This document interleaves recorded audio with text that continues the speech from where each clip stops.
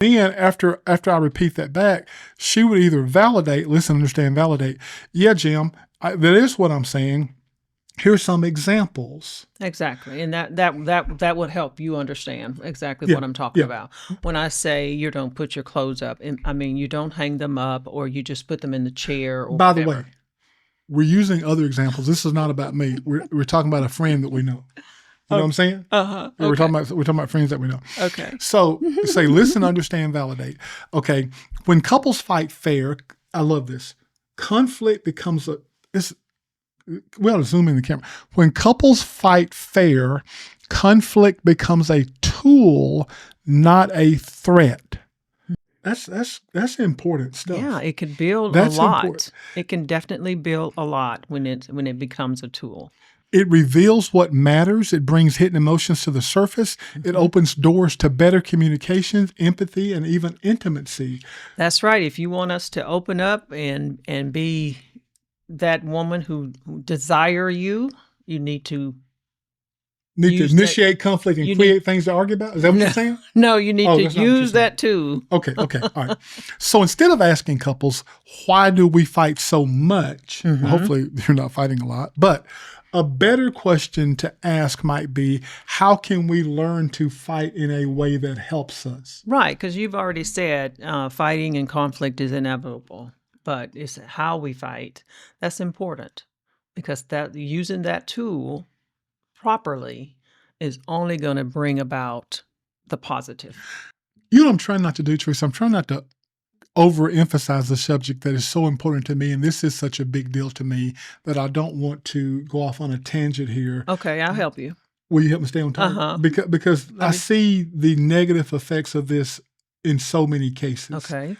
I've seen like literally marriages destroyed because a person didn't engage in conflict. And when I would ask, why don't you have this conversation? You know what the answer was? What? This is I've had at least 3 or 4 discussions with one-on-ones with men when I've said, why have you not engaged more in conflict? And the answer has been literally, Jim, I'm trying to save my marriage. So by not engaging, he's trying to save his marriage. Because he has a really negative view of conflict, not what we're trying to teach, a really negative view of conflict. So what's interesting, in his effort to not argue so I can save my marriage, it ends up blowing up. It always does. And in some of these instances of the 3 or 4 I'm thinking about, the marriage was not saved. And I mean, the woman is dying over there, not with him not speaking up and interacting, because that's what she needs is to process through whatever the issue is. Okay, now here's the tricky thing, and I don't know if we're going to talk about this later or not. You tell me if you want to save it. So, we always talk about baggage. And we always talk about you see and hear life through the eyes and ears of your past experiences. We all come into relationships with baggage. This is why it's so hard to make this work. We bring stuff with us that the other person doesn't know about. So what? Why are you smiling? Oh, because I was just thinking how God works that.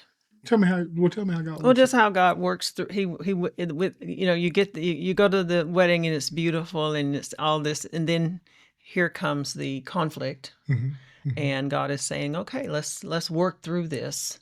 Let me show you how to do this. And if we are in tune, we can do this." But I was just thinking about how God works all of the things you just mentioned about it, the negative part of it.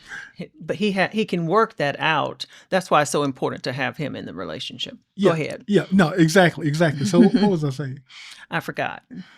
Okay, so anyway, getting back to the theme, let's talk about some rules for healthy conflict. Well, I was going to say something, though, I thought was really important to the men. Maybe it'll come back to me. Let's talk about some rules for healthy conflict. So we've said conflict is inevitable. Yes. We've said it can be healthy. We said it can be a tool. It doesn't have to tear you down. It can build you up. So what are some rules for healthy conflict, Teresa? Well, one of the things that I hear sometimes is we don't want to name call or that doesn't make any sense. I know it. Do you have to explain that to people? I know it, but sometimes I hear of couples, they just cut each other down, and I'm thinking, you sleep with this person. Why are you calling him this or her? Why are you saying those words towards someone you say you love? But name calling can be, so we don't want any name calling. Now stop right there. Mhm. So I know you see this in the counseling center or you wouldn't have brought it up. It's just hard for me to get my head around that. Why does that happen? Well, usually it's because it's a person feeling attacked. They just say a lot of things.